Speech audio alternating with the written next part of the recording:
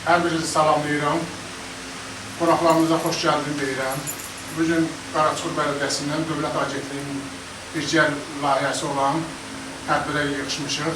Tədbirimizin deməli açılışı münasibətilə biz deməli şəhidlərimizi, ulu öndəri və şəhidlərimizi bir dəqiqəlik sükutla anırıq.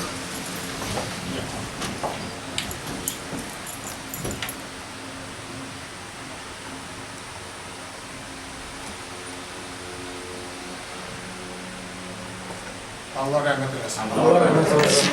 Bir dəqiqə dövlət himnin dinləyək.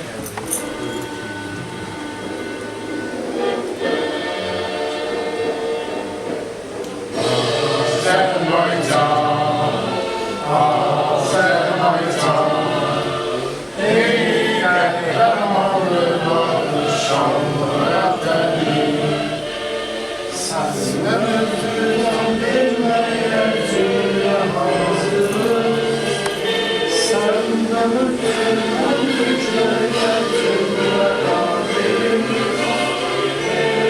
sənsiz bayram.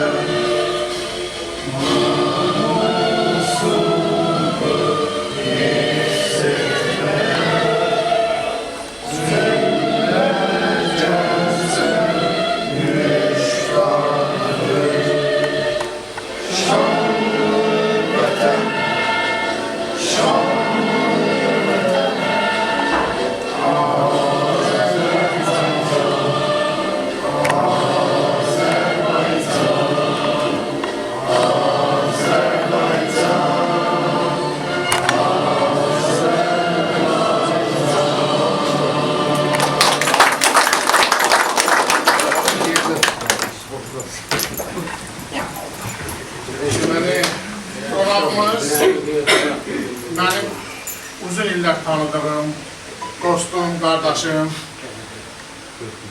Hüquq və Ədalət Partiyasının baş katibi, Qüdrət Əsəbquluyev millət vəkili olduğu partiyanın nəzərdə tuturam. Keçmiş jurnalist, indi də televizyonçu Niyaməddin Orduxanlıdır. Deməli, tədbirimiz Milli Məclisin bələdiyyə aktları haqqında qanunlarına istinad olunacaq və onlarla bağlı fikirlər dinləniləcək. Deməli, vaxtı çox almaq istəmirəm, hamının deyirəm, işi çoxdur. Niyaməddin müəllim də deməli, buradan sonra digər başqa bir bələdiyyədə tədbiri var. Ona görə də mən qısaca təqdimatımı etdim. Bundan sonra söz verilir Niyaməddin Orduxanlıya, dinləyək.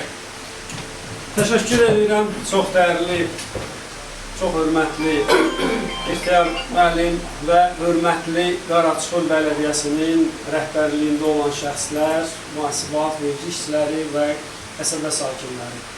İlk öncə istərdim özüm haqqında da olsa əlavə məlumat verim, hörmətli İxtiyar müəllim məlumat verdi.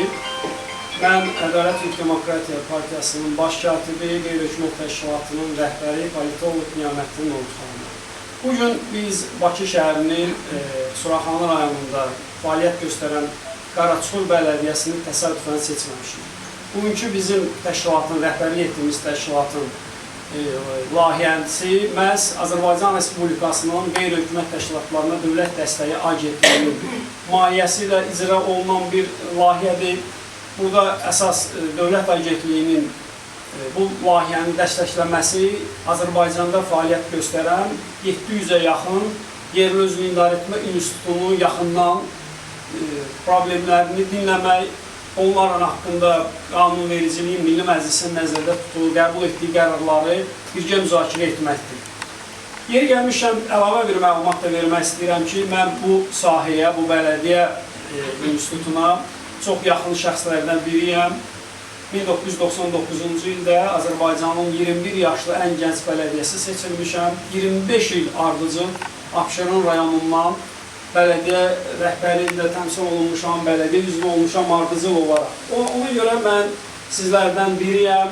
Bugün tam səmimi bir söhbət etmək istəyirik. İlk öncə mən başlamaq istərdim Azərbaycanda yaranmış bu son 99-cu ildən qeyd etdiyim kimi indiki dövrə qədər fəaliyyət göstərən bələdiyyələr.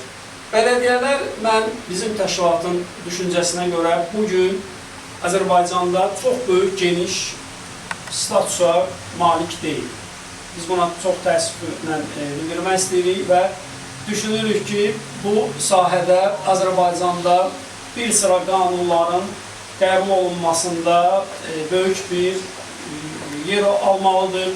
Qanunlar qəbul olunmalıdır. Biz əgər Azərbaycanda bələdiyyə institutu, yerli özünü idarə etmə institutunu daha gələcəkdə, daha yüksək səviyyədə təşkilini həyata keçirmək istəyiriksə, söhbət dövlət olaraq gedir, dövlətdən gedir, qanunverici aktlarından gedir. Bu bələdiyyələrə böyük, geniş səlahiyyətlər verilməlidir. Əgər çox uzun üstünə, mənim çıxışım biraz uzun çəkəcək. İcazə verərsə mən əyləşib fikrimi tamam edirəm. Bağışlayın, gözümüzdən üzr istəyirəm.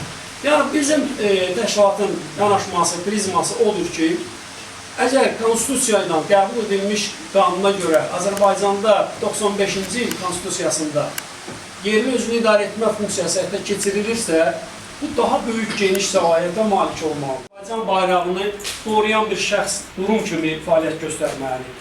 Və 3 istiqamətdə ölkədə fəaliyyət göstərən bu idarə olunma aradan qalxmalıdır. Böyük səlahiyyətlər yalnız biz gələcəyə hesablanmış, yüksək səviyyədə təminat istəyiriksə, vətəndaşların bütün problemlərinin həlli istiqamətində vacib işlər həyata keçirmək istəyiriksə, mütləq bələdiyyə səlahiyyətləri artırılmalıdır. Və yeri gəlmişkən, layihənin də yəqin ki oxudunuz, burada bələdiyyə aktlarının təhlilindən söhbət gedir. Mən bələdiyyə üzvlərinin xüsusən fəallığını istərdim olsun, bələdiyyə sədrin, müavinləri. Bax, ildə bir dəfə hər Milli Məclisdə bələdiyyə haqqında Azərbaycan Respublikasının Ədliyyə Nazirliyinin fəaliyyət göstərən bələdiyyə şöbəsi var, qanunvericilik şöbəsi var. Orada qeyd olunur, aktların düzgün tərtib olunmaması. Yəni, bələdiyyə sədri, dostum, qardaşımın, bilirəm, xətrinə dəyməz, kolxoz sədri deyil, öz başına qərar versin, yəni tək özü imzalasın, bütün bələdiyyələrə aiddir və qol çəksin və bu da həyata keçirilsin. Bunun üçün aktlar, Milli Məclisdə qanunlar toplumu var, bələdiyyələr haqqında qanunlar var, xüsusən mühasibatlı vergi işçiləri buna diqqət yetirməlidir. Yəni, elə bir vəziyyət yaranmamalı ki, sabah bələdiyyə sədri hansısa bir dövlət qurumu qarşısında məsuliyyət daşısın, hüquq mühafizə orqanları qarşısında cavabdehlik daşısın. Bunun üçün aktlar var, təhlillər var. O aktları əldə etmək lazımdır, onları oxumaq lazımdır ki, ən vacib burada şərt, yerli özünü idarə etmədir, adından da göründüyü kimi. Qəbul edilmiş qərarlar 50+1 prinsipindən həyata keçirilməlidir. Hörmətli icra başçısı Adil müəllim Əliyevin qəbullarını izləyirik, problemlərin həlli istiqamətində bütün 6 qəsəbə səhv etmirəmsə bələdiyyə var, icra hakimiyyətində görüşlər, şəhid ailəsində diqqət. Bir daha dərin təşəkkürümü bildirirəm ki, belə şərait yaradıb, belə biz bugün burada tədbir keçirdirik. Bir sıra addımlar həyata keçirilir. Rayon icra hakimiyyətinin rəhbərlik səviyyəsində dəstək olur bildiyim qədərilə. İcra hakimiyyəti ilə əlaqələrimiz intensivdir. Biz İxtiyar müəllimi tez-tez görürük. Adil müəllimin qəbulunda, vətəndaşlarla qəbulunda bütün qeydiyyatı biz görürük. Ancaq bununla yanaşı müəyyən problemlər də var. O problemlərdən biri də bələdiyyə qulluqçularının əmək haqqısının az olmasıdır. Bələdiyyə işçilərinin, səmimi deyirəm, 600-700 manatla, işıq limitlə, qaz limitlə və s. Bəlaxır, ərzaq məhsulları qalxır. Bunlarla dolanışınız bilirəm ki, sizin üçün çətin olur. Ona görə də mütləq şəkildə bələdiyyə səlahiyyətləri artırılmalıdır, geniş imkanlar verilməlidir. Bələdiyyə işçiləri, ümumiyyətlə bələdiyyə qulluqçuları, bütün işçilər ən azı bir 2500-3000 manata qədər əmək haqqı almalıdır ki, onlar öz həyat şəraitini yox, dövlətdə nəzərdə tuturam ki, insanların rifahı üçün, yaxşı təminatı üçün bu cür işlər həyata keçirilməlidir. Mən burada bu istidə hər birinizə dərin təşəkkür edirəm. Mənə vaxt ayırmışsınız, səmimi söhbət edirik. Yeri gəlmişkən istərdim ölkənin ictimai siyasi həyatından da bağlı fikirlərimi bildirim. Bir neçə dəqiqə icazə verərsinizsə qeyd etdiyim kimi partiyada Qüdrət müəllimin birinci müaviniyəm, ictimai siyasi həyatda son dərəcə aktivlik göstərir. Bizim partiyanın mövqeyi də dövlətçi bir mövqeyidir. Azərbaycanın milli maraqlarından hər zaman çıxış etmişik. Biz bugün ölkə doğrudan da Ali Başkomandan, Cənab Prezident bəzən 200 illik deyirlər, bəzən mən onu 500 illər müqayisə edirəm. Ali Başkomandan 500 ildən sonra Azərbaycan torpaqlarını geri qaytardı. Adını Azərbaycan tarixinə qızıl hərflərlə yazdı. Bu doğrudan bir möcüzədir. Biz bugün o möcüzə ilə bərabər yaşayırıq, hələ onun fərqində deyilik. Qarabağın qaytarılması, Qarabağın quruculuğu istiqamətində böyük region ölkələrlə İran, Rusiya, Ermənistan, baxın orada olan vəziyyətə, yəni ağır bir region ölkələrlə qonşuyuq, amma ölkədə şükürlər olsun çox böyük bir sabitlik var. Ölkənin generalları, Ali Başkomandan başda olmaqla bu istiqamətdə çox böyük səylər göstərirlər.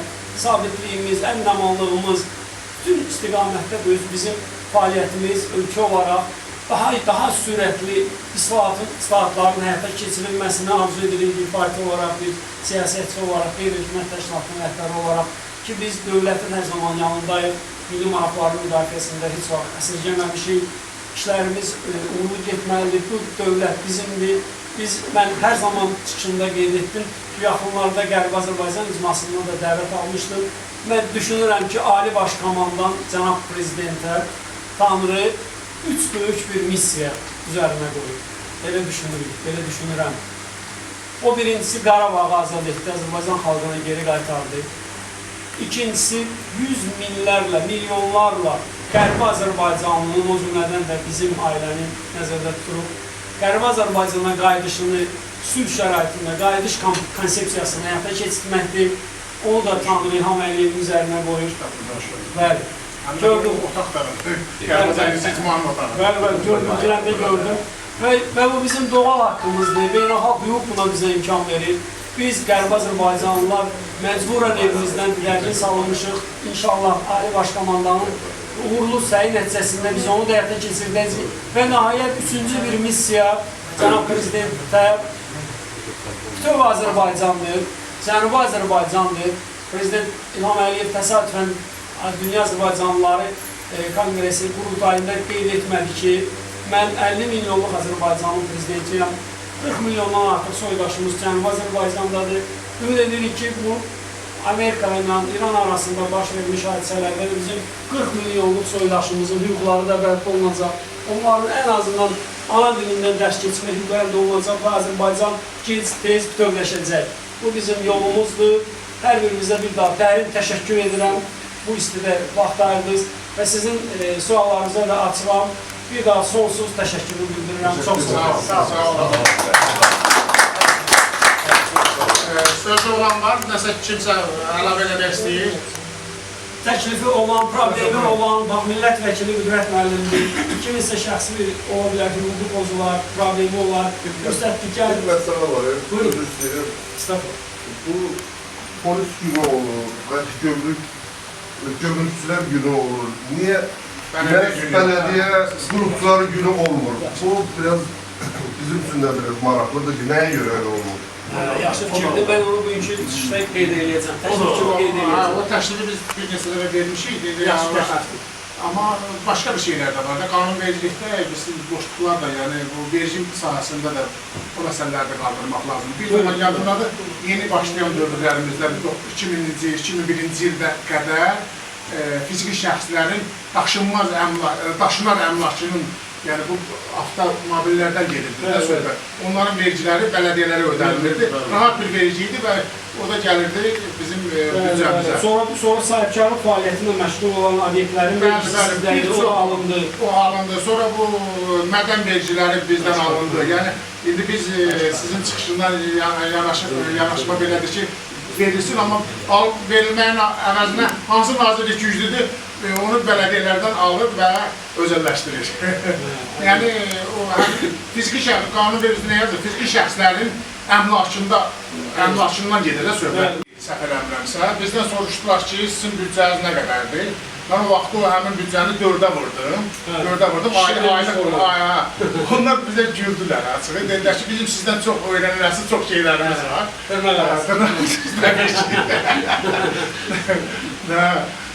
Deməli, günün birinci yarısıydı, mavin, o sahəyə baxan mavin gördüm narahatdır. Dedim, nə məsələ, nə olubdur? Dedi ki, vergi az yığır. Soruşdum nə qədər, gördüm ki, mənim çay yığdım. Vergini bunlar şeydir. Günün yarısı deyələ yığıbdır, günün sonuna ondan 2 qat çox olmalıdır. Bunlar narahatdırlar. Yəni, biz düşünürük ki, bu istiqamətdə mütləq, amma mən sizə tam səmimi deyirəm. Bu şikayət deyil, yəni arzulardır. Təklifdir və bu təklif normal təklifdir. Biz çalışırıq ki, bir təşkilat olaraq da bütün istiqamətlər, bələdiyyələrin geniş səlahiyyətə malik olması və bizim Türkiyədə, Avropanın bir sıra ölkələrində hörmətli bələdiyyə sədrlərinin iştirak etdiyi konferanslarda utanmamağı düşünürük ki, gələcəkdə belə bir... Amma onu da deyim ki, Qaraçuxur bələdiyyəsi bütün sahələrdə, yəni kollektivlə birlikdə biz çalışırıq öndə olaq. Həm mətbuata açılır, həm bütün vaxtında hesabatlarımızı veririk açıq şəkildə. Deməli, 5 park saxlayırıq. Az yığım, az vəsaitlə 100 min... Bildiyiniz kimi, deməli, yığılan verginin 50%-dən yuxarı deməli, sən maaş verə bilməzsən. Bələdiyyə üzvlərinə maaş verə bilməzsən. Bələdiyyə üzvlərinə 5 nəfərdən artıqda verə bilməzsən. Yəni, problemlər də çoxdur, amma problemləri də sinə gəlmək lazımdır və iləri getmək lazımdır, çalışmaq lazımdır. Və burada vergi agentləri də oturur. Məsələn, proqnoz var, hər il biz proqnozu artırırıq və artırmalıyıq, çünki inkişaf gedir, dünyada inkişaf gedir, qiymətlər dəyişir, bəli, maaşlar da dəyişməlidir, mən bunları başa düşürəm, amma çalışıram ki, imkan dairəsində. Məsələn, o bələdiyyələr var ki, bağlandılar da, belə demək olur ki, iflasa getdilər də, başqa bələdiyyələr birləşdirir. Deməli, artıq hamısı hesablandı ki, bunun xeyri, ziyanı nədir? Məsələn, əksəriyyətinin sosial müdafiələrə borçları var idi, milyonlarla. Cənab Prezident Allah qorusun ki, neçə dəfə o güzəştlər elədi, yenə həmin şeyləri. Yəni, bələdiyyə sədri həm də bir iqtisadçı olmalıdır, həm də önü görməlidir. Elə böyün nəyim var, mən onu maaşa verim və yaxud digər xərcə verim və sabah nə olacaq?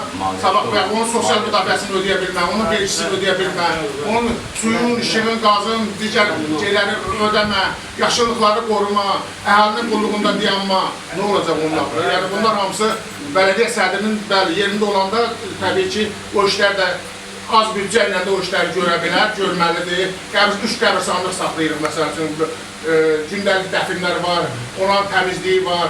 Yəni, hətta biz belə götürək də, suyun da, işığın da yanında oluruq. Yəni, bütün dövlət, mən can sağlığı arzu ilə, hamı da bilir ki, icra başçısı olmadan öncə də şəhid ailələrinin, qazilərin yanında olubdur. Milli Məclisdə, yəni, onları çıxıb qarşılayan bu 125-in içində baxmayaraq ki, sədr müavini getməyə də bilərdi, amma gedibdir və orada, deməli, silahdaşı, bir yerdə bir sinif yoldaşı olubdur, bizim yurtçular, Famil müəllim iştirak edir. Məsələn, bilir ki, və mənlə söhbətində mən bilmədiyim, məsələn, elə şeylərdən Famil deyib ki, Astaradan başlamış, deməli, Qazağa qədər elə şəhid ailələrinə dəstək olur ki, heç kimə də reklam elətməyib onu.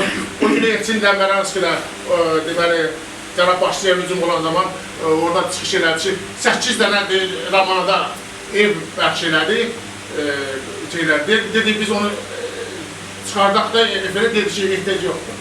Yəni, belə bir insanla işləyirik, bizim üçün boşdur, sizin gəlişiniz və sizin verdiyiniz təşkilləri də biz dəstəkləyirik. Allah can sağlığı versin.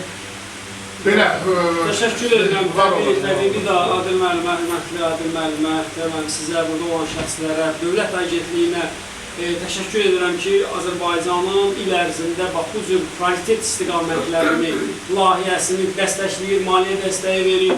Bu cür mövcud problemləri həm Dövlət Agentliyi istəyir sosial istiqamətində, dövlətin mənafelərindən, xaricdə Azərbaycanın diasporasının güclənməsi istiqamətində yüzlərlə layihə həyata keçirir, minlərlə insan bu layihəyə cəlb olunur. Dövlət Agentliyinin rəhbərliyinə, o quruma rəhbərlik edən şəxslərə təşəkkür edirik ki, bu cür vacib olan istiqamətlərə dəstək verir.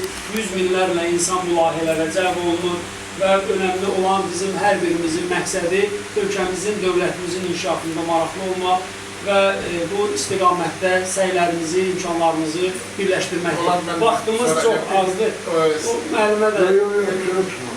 Ha, getmək Deməli, bələdiyyə mövzusundan danışıb, mən bu otaqda oturub, Qərbi Azərbaycanla bağlı danışmasam, biraz... Mən adətən əyə üstünə çıxış edirəm, amma oturmuş qısımda elə də davam elətdirək. Yəni, Allah prezidentimizi qorusun. 22-ci ildə bildiyiniz kimi Qərbi Azərbaycan icmasının açılışında, binanın açılışında orada çıxış elədi və bildirir ki, mən də sizin ailənin üzvüyəm. Yəni, bildiyiniz kimi, cənab prezidentin həm ata tərəfi, həm ana tərəfi Qərbi Azərbaycandandır. Onlar Qərbi Azərbaycandan o nəsil də əzab çəkmiş və o tarixi bilirlər. Özü də Zəngəzurla bağlı çıxışı var və qandanızın nə olduğunu bilirlər. Yəni, bugün də qayıdış, şərəfli qayıdış olacaq, bildirdi ki, biz ora artıq tanklarla, toplarla yox, biz avtomobillərlə qayıdacağıq və cənab prezident verdiyi bütün sözlərə əməl edib və edir. Amma indi hələ ki, geosiyasi vəziyyət Azərbaycanın ətrafında bildiyiniz kimi çox qarışıqdır. Burada gözləmə mövqeyində olunmalıdır və hər şey plana uyğun gedir. Cənab prezidentin hesabladığı hər şey ona uyğun gedir və Zəngəzur dəhlizi də açılacaq. Və deməli, biraz da bəlkə də düzdür, elə Paşinyanın hakimiyyətdə qalmağı da hələ ki, ən çox erməni xalqına xidmət edir, onların gələcəyinə xidmət edir. Amma bizə də lazımdır. O dəlillərin içində biraz ağıllısı budur, yəni ona dəstək verdi. Amma o dəmir yumruq da erməni xalqına göstəribdir. Amma biz onlara inana bilmərik. Bunlar çox məhkili millətdirlər, lazım olanlar, yəni bir yerdə yaşamışıq da, yəni görmüşük bunları 100 illərdə. Bizim zəif vaxtımızda hər zaman onlar bizi arxadan vurublar. Nəinki bizi? Türkiyədə də ediblər onu, başqa yerdə də ediblər onu. İcazə verin, mən əlavə edeyim. Çıxışımıza ilkin cümlə edində yetirmək. Biz erməni xalqından tək Azərbaycan türklərinə deyil, Osmanlı türklərinə də 1-ci Cahan Savaşında 14-18-ci ildə xəyanət edib. Ondan sonra Sovet Siriyə də xəyanət edib, Rusiyaya da xəyanət edib 90-cı illərdə. Biz bilirik ki, erməni ilə bağlanan saziş, o dənizdə imzalanan bir saziş. Rusla da deyirlər, amma yeni şeydir, o da forpostu deyir. Aydındır, amma biz onların qonşuluq siyasətinin üstünlük verir. Gedirsən deyir ki, 180 manat borcu var. Deyir, mən niyə ödəməliyəm? Önə saçın niyə ödəməliyəm? Mən evimi aldı satqı elədim. Niyə mənə demədilər asan xidmət? Və bu asan xidmətdə çox yaxşı. O da yaxşı, önəmli bir məsələyə toxunuz. Onu qanunvericilikdə, bizim yeni gəlmişik bu layihənin sonunda bizim hörmətli Xəlil müəllim də televiziya qonağı olacaq, mənim efirimin qonağı olacaq. O cümlədən də millət vəkilləri. Sizin o təklifləri mən söz verirəm efirdən. Milli Məclisin deputata o təklifi verəcəm və onu xahiş edəcəm ki, onun qanunu təsbit olunmasına, yer tapmasına səy göstərsin.